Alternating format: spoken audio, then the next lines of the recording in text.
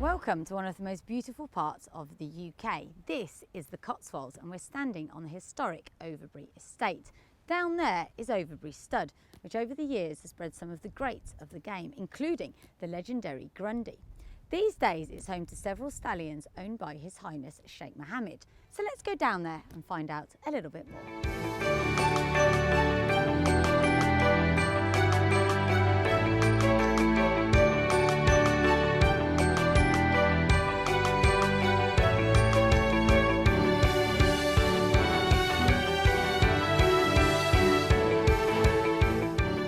Overbury Stud dates right back to the 1930s, when it was established by the Holland Martin family. They didn't have to wait too long for success, as the Overbury bred Whistler won the 1952 Coventry Stakes. That was a good start, but today the stud is best known for producing Grundy, Derby winner and 1975 Horse of the Year. Bastino on the far side, Grundy on the near side, the 3-year-old and the 4-year-old. Bastino's finding his way back, but Grundy's holding him on as they come to the line. Grundy wins it, Bastino's second. Grundy's famous King George battle with Bastino was voted the race of the century, and it's not surprising that a portrait of him has pride of place in the estate office.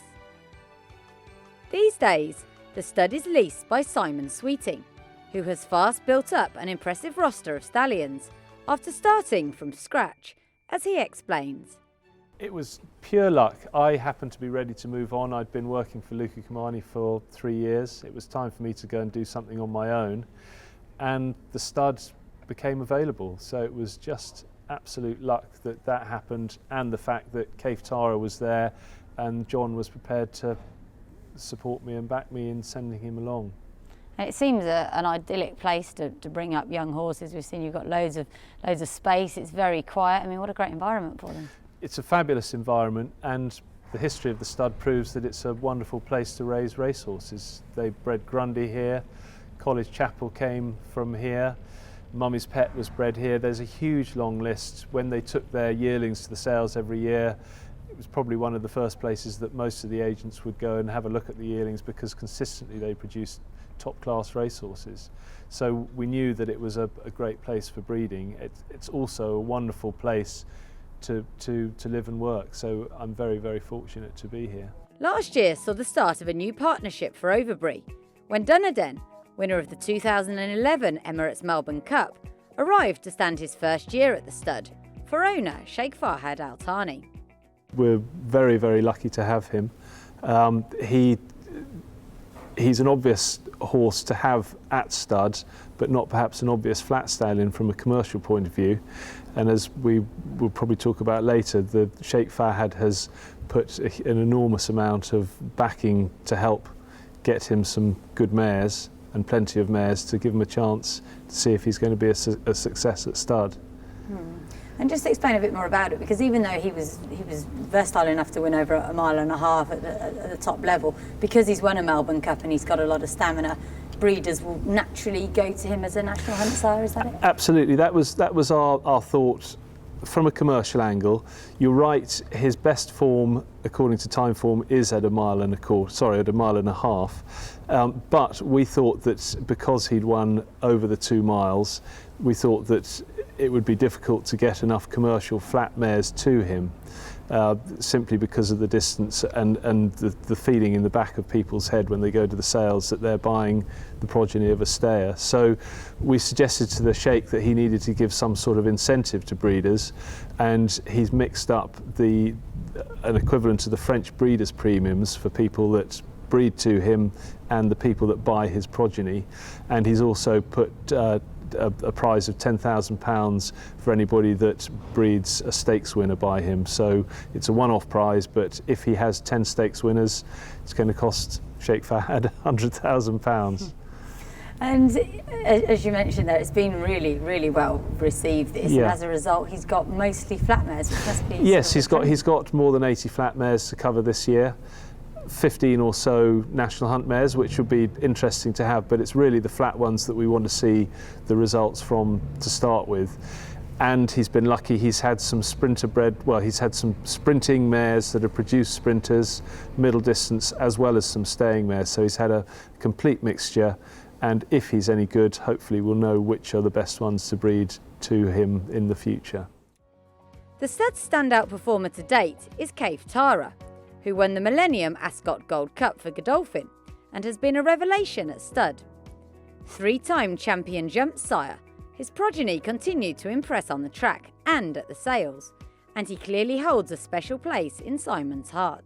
He was the start for us. He was retiring from the racecourse at the same time as Overbury became available for lease, and we were fortunate enough to put the two together. So he arrived at the same time as I did, and he's carried us from the start. You know, he has been the foundation of the business, really. So I owe him an awful lot. Yeah.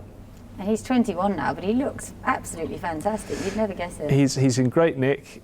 He's still covering his mares with as much enthusiasm as he was when he started. And yeah, he covers a lot of mares, still very fertile and very popular with breeders as well. So we are hugely fortunate to have him. Another Darley-owned stallion who stands at Overbury is Delegator, who chased home See the Stars in the 2000 Guineas before a successful Godolphin career, which included a win in the Group 2 Duke of York Stakes. 9 years old at the time of our visit, he has made a promising start to his new career. He's gone down very well. He covered over 100 mares in his first year. His first yearlings are about to go to the sales. We're a week before the Doncaster sale at the moment, and he's got half a dozen selling up there. So we'll have to wait and see how he goes down, but he would seem to be a very natural sort of horse for the yearling sales, so there's plenty of speed in there in his family. He looks the type to be a commercial speedy stallion, so we very much hope that he can do that. Also, obviously, by being by Dan Silly, with the success that Zoffany's had this year, we're very hopeful for how he's going to go on. And as you mentioned, he was so versatile, wasn't he? You know, he finished runner-up in the Guineas, was able to win a Group 2 over the 6 furlongs, so really quite a bit of scope there. Absolutely. He was favourite for the Guineas that See the Stars won and finished not too far behind him. He'd won a Craven and went on to win over 6 furlongs at group level. So yes, a very versatile horse, very well travelled, and yes, he was a very successful racehorse, and hopefully he can do the same as a stallion.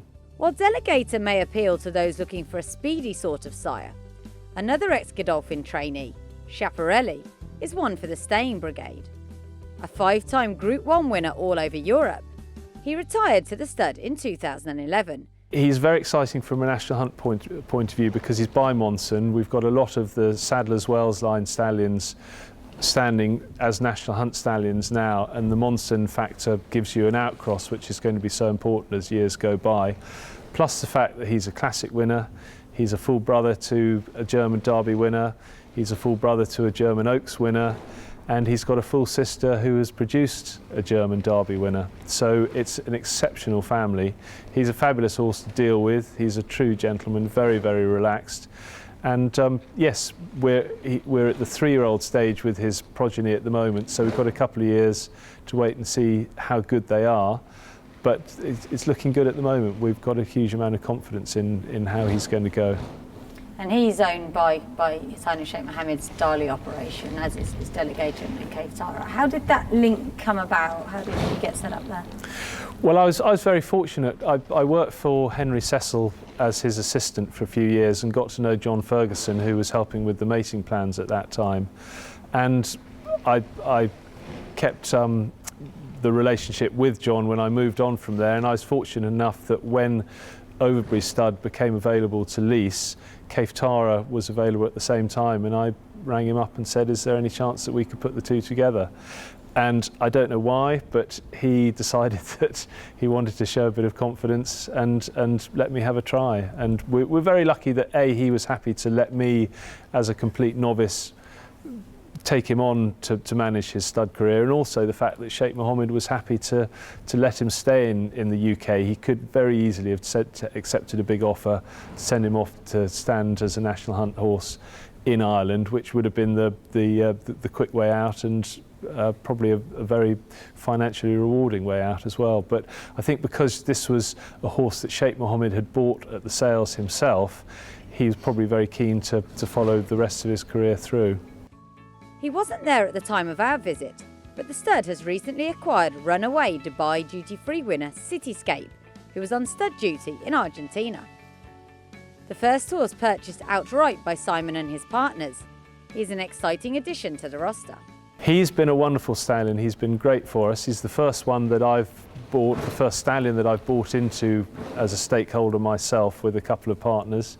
And we've been lucky with him all the way through. He's done everything right for us. He covered 100 mares in his first year as well. We've had a look at some of his first crop of foals who we're very, very excited about. We'll see how they're received at the sales this year. But he's done everything right for us so far. And we're hoping that he'll carry on being as successful as his full brother Bated Breath appears to be at the moment, certainly sales-wise anyway. With such a diverse roster of stallions, the future looks bright for Overbury. Located in what surely has to be one of the most picturesque places to breed thoroughbreds.